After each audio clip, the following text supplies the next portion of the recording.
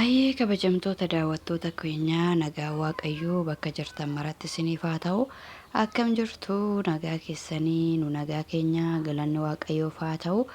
Oolmaan koo guyyaa har'aa warra obboleettii bilisummaati. Egaa oolmaa koo guyyaa har'aa kana keessatti xiqqoo qilleensaa fudhattaa shurrubbaa kanallee siifan sirreessaa jedhanii na fuudhanii deemaniiti mana isaanii jirra jechuudha.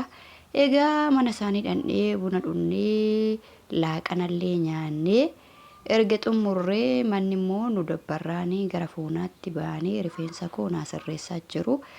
Egaa viidiyoodhaan obboleettii bilisummaa wajjin yeroo jalqabaatii fi kan nuti dhufne haa ta'u malee egaa asumaan obboleettii bilisummaas bara obbolaa dubaraa bilisummaa lama kan qabu tokko isaan kana kabiraallee iddoo biraa jiru jechuudha. Haa ta'u malee dhugaa waaqayyooti amalli isaanii baay'ee kan namatti tolu, nama jaalatu, nama kunuunsu isiniin jedha. Egaa yeroo baay'ee rifeensa koo ani hin dhaadhu. Ofirratti yoon rifeensa koo dhaachuuf yaalee rifeensi koo baay'ee na rakkisa. Walxaxee baay'ee tokko na rakkisa, yeroos natti fudhata. Sanarraa kan ka'e ani rifeensa kiyyaa yeroo hundayyuu hiikadha kanan inni deemu fiixeesaa diindinee fa'aa akkasumallee firiizii godhee mana rifeensaallee deemee hojjechiisee na sagantaan garaagaraa jiru akkasitti fayyadama rifeensa koo. Haa ta'u malee egaa isaan immoo akka yaadanitti rifeensa haala kana fakkaatuun quxuxurii bakka afuritti siidhaayitanii sana booda qibaatii seeran dibachuu qabda. Yeroo kanatti qibaatii yookiin dhadhaa waan argatte seeran dibachuu qabda. Rifeensa immoo hiikatti dibachuurra dhayinii isaa dibachuutu barbaachisaadha jedhaniiti kan isaan haala kanaan na sirreessaa jiran jechuudha rifeensa koo. Haa ta'u malee egaa rifeensi koo yeroo namni dha'u baay'ee tokko nama rakkisaa kun akkuma argaa jirtanii isaanillee tooftaa yookiin malaan suuta jedhanii jechuudha dha'aa jiru malee rifeensi kiyya walxaxaa kun akkuma isin argaa jirtanii rifeensa kiyya dhaabatanii teessumaan itti toluu dinnaanii dhaabatanii rifeensa dha'aa jiru. Anillee itti kolfaatiin jira.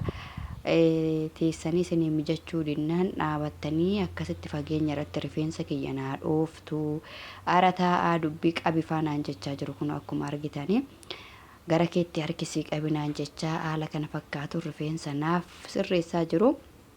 Egaa daawwattoota keenya dhugaa dubbachuudhaaf namni namaaf qorichaa namni nama bukkee dhaabbatee yaada namaaf kennee nama kunuunsunis qorichaa isiniin jedha. Egaa isaan immoo hangafa koo waan ta'aniif baay'ee tokko nu jaallatu, baay'ee tokko nu gorsu, baay'ee tokko nu kunuunsu isiniin jedha. Kun egaa quxuxurii rifeensa jalqabaa quxuxurii tokko buusnee jirra. Quxuxurii lammaffaa qabatanii jiru. Kaameraamaaniin keenyas biraazariidhuma keenya biraazariidhuma saanitii kaameraamaanidha jechuudha.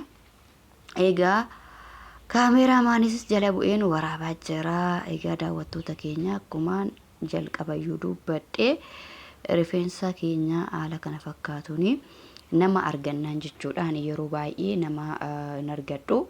Isaanis immoo hojii qabu. Guyyaan isaan mana oolanii sanbata guddaa fi sanbata xiqqaa malee hojii qabu waan ta'eef kanaaf isaan birallee yeroo hedduu dhaqee dhaachuudhaaf isaan hojii oolu. Kun mucaan isaaniillee kaameeraa argee harkasaa kaameeratti qaqqabaa jira, nu jeeqaa jira akka nuti hin waraabne. Haa ta'u malee nuti viidiyoo keenya addaan kunneenuma waraabnaan isiniin jedha. Mucaa tokko mucaa dhiiraa qabu isaanis haala kana fakkaatuun quxuxurii kiyyaa dhaachaa tuman jira. Dhugaa akka nama mararu baqassaasaas maalsaas seerumaan fudhatanii dha'aa jiru. Garuu taa'anii dha'uun egaa itti toluu didee haala kana fakkaatuun dhaabbatanii dha'aa jiru. Ani ammoo dhaabbatanii dha'aa jiraachuun isaanii kun baay'ee natti hin tolle.